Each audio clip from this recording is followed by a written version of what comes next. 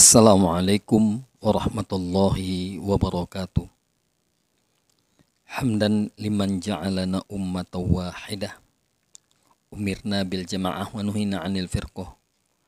Asyhadu an la ilaha illallah wahdahu la syarikalah. Wa asyhadu anna Muhammadan 'abduhu wa rasuluh khataman nabiyyin wa la nabiyya ba'dah. Allahumma fasholli wa sallim wa barik ala Muhammad wa ala alihi wa ashabihi wa man tabi'ahu bi ihsanin ila yaumiddin amma ba'. Sadat wa sayyidatil a'izza wa ikhwanil kiram, bersyukur kehadirat Allah Subhanahu wa taala. Allah masih memberikan kita iman yang berpadu, iman lisan kita, iman hati kita, begitu juga iman perbuatan kita. Kita bersyukur karena masih memiliki nikmat Islam, Islam yang kafah, Islam yang tidak melihat ruang dan waktu, di mana saja dan kapan saja. Salawat dan salam keharibaan junjungan kita Nabi besar Muhammad Rasulullah Sallallahu Alaihi Wasallam, keluarga, sahabat dan para pengikut yang selalu setia mengikuti ajarannya. Sadati wa sayyidatil a'izza wa ikhwanil kiram, kali ini kita akan berbicara tentang seseorang yang akan menjadi penghuni surga. Sadati wa sayyidatil a'izza wa ikhwanil kiram, dari Anas bin Malik, suatu ketika Rasulullah Shallallahu Alaihi Wasallam duduk di Masjid Nabawi dan berbincang-bincang dengan para sahabat. Tiba-tiba beliau bersabda, "Sebentar lagi seorang penghuni surga akan kemari." Semua mata pun tertuju ke pintu masjid, dan pikiran para sahabat pun membayangkan seseorang yang luar biasa. Penghuni surga, penghuni surga, penghuni surga. Demikian gumam mereka. Sadatu wa sayyidatil a'izza wa ikhwanil kiram, berapa saat kemudian masuklah seorang pria dengan air wudhu yang masih membasahi wajahnya. Apakah gerangan keistimewaan orang itu sehingga mendapat jaminan surga? Tidak seorang pun yang berani bertanya, walau semua sahabat merindukan jawabannya dari Rasulullah Sallallahu Alaihi Wasallam. Sadat wa sayyidatil a'izza wa ikhwanil kiram, keesokan harinya peristiwa semula terulang kembali.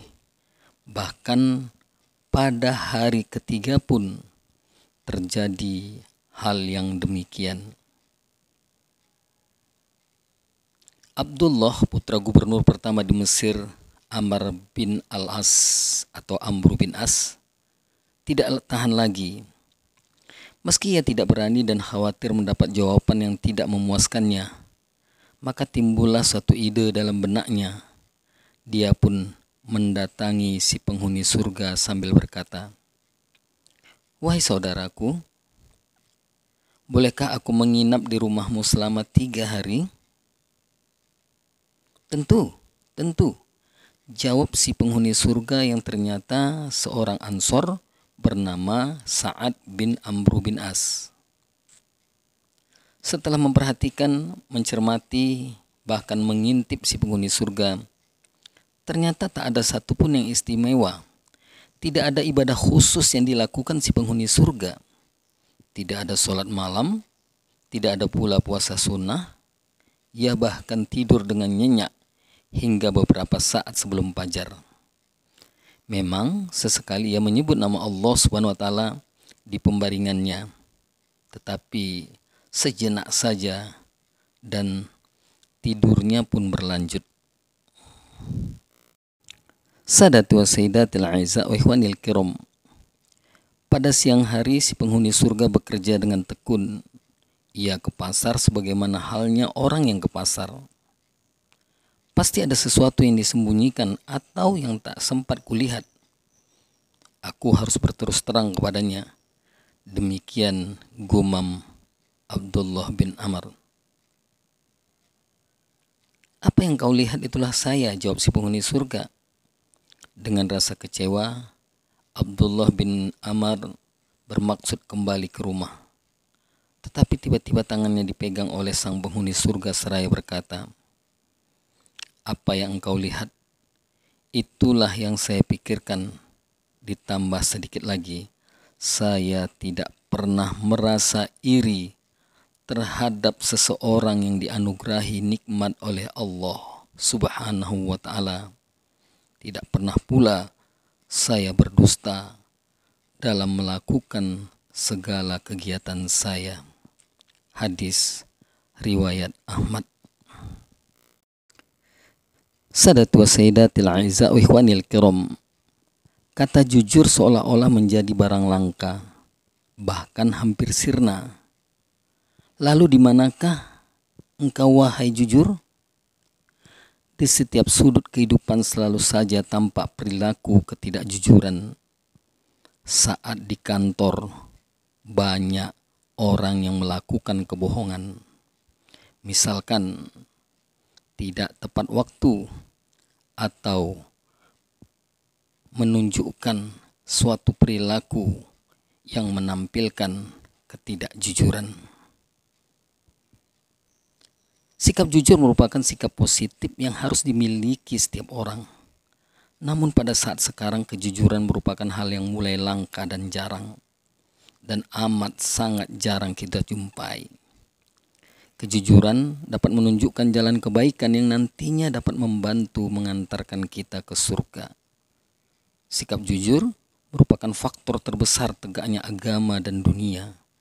Kehidupan di dunia akan hancur dan agama juga menjadi lemah di atas kebohongan, khianat, serta perbuatan curang.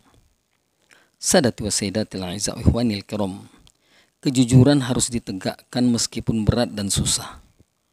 Orang yang jujur akan menjadi mulia di sisi Allah Subhanahu wa ta'ala maupun di sisi manusia. Ungkapan tentang seorang jujur akan hancur adalah keliru. Allah Subhanahu wa ta'ala menyifatkan dirinya dengan kejujuran. Ini adalah bukti kesaktian jujur. Sekarang ini makin terbuka mata kita terhadap keunggulan perilaku jujur. Betapa banyak orang yang tidak jujur harus masuk ke dalam penjara. Sadatu wa sayyidatil a'izza wa ikhwanil kiram. Kejujuran adalah pujian dari Allah Subhanahu wa ta'ala untuk dirinya. Allah Subhanahu wa ta'ala memiliki sifat jujur dalam semua beritanya, syariahnya, dalam kisah-kisahnya. Semuanya yang datang dari Allah Subhanahu wa ta'ala semakin benar, dan memang semuanya benar. Allah berfirman yang artinya, Allah tidak ada Tuhan selain Dia. Dia pasti akan mengumpulkan kamu pada hari kiamat yang tidak diragukan lagi akan terjadinya. Siapakah yang lebih benar perkataannya dari Allah? Quran, Surat An-Nisa, surat keempat, ayat ke-87. Sadatu wa sayyidatil a'izza wa ikhwanil kiram. Mengapa sikap jujur itu penting? Karena kejujuran dapat membuat hati kita nyaman dan tentram. Ketika kita berkata jujur, tidak akan ada ketakutan yang mengikuti atau bahkan kekhawatiran tentang terungkapnya sesuatu yang tidak kita katakan. Seseorang yang terbiasa berkata jujur akan merasa tidak nyaman saat dia berkata bohong, walau hanya sekali. Semoga kita mampu berbuat jujur dalam segala hal. Yakinlah, Allah Subhanahu wa ta'ala pembela kita semua. Pembela orang-orang jujur, dan orang yang jujur pasti akan mujur atau beruntung. Sadati wa sayyidatil a'izza wa ikhwanil kiram. Demikianlah yang dapat disampaikan.